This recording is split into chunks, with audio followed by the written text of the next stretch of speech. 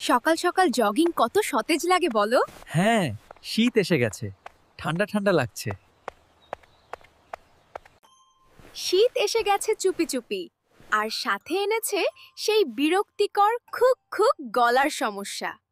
আচ্ছা বলুন তো, আপনাদের কারো কি এই খুশখুশানি শুরু হয়ে গেছে?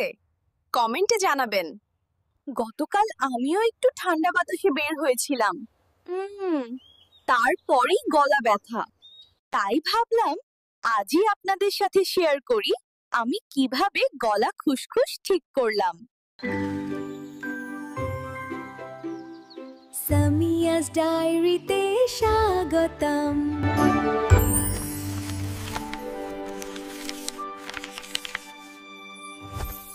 প্রথম টিপস, গরম পানি দিনে ৩-৪ বার পান করুন এবং হালকা গার্গল করুন। গরম পানি গলা নরম রাখে আর ইনফেকশন কমায়, সত্যি ম্যাজিকের মতো। দ্বিতীয় উপায়, লবঙ্গ বা আদা অল্প চাবিয়ে রাখুন। ঝাঁঝটা গলায় নেমে কফ জমতে দেয় না। একদম সহজ, কিন্তু গলা ব্যথা কমাতে দারুণ কাজ করে। ঘুমানোর সময় মুখে লং ও গলায় হালকা কাপড় দিয়ে ঘুমালে সারা রাত গলা সুরক্ষিত থাকে।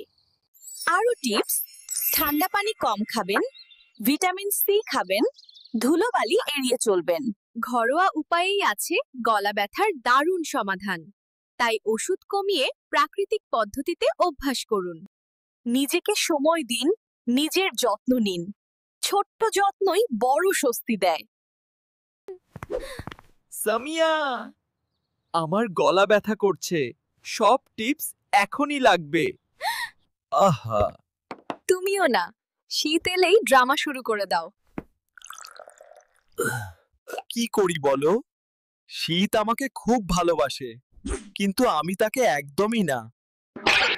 বন্ধুরা, ব্লগটি ভালো লাগলে লাইক, শেয়ার, ফলো করবেন। আর কমেন্ট করতেও ভুলবেন না।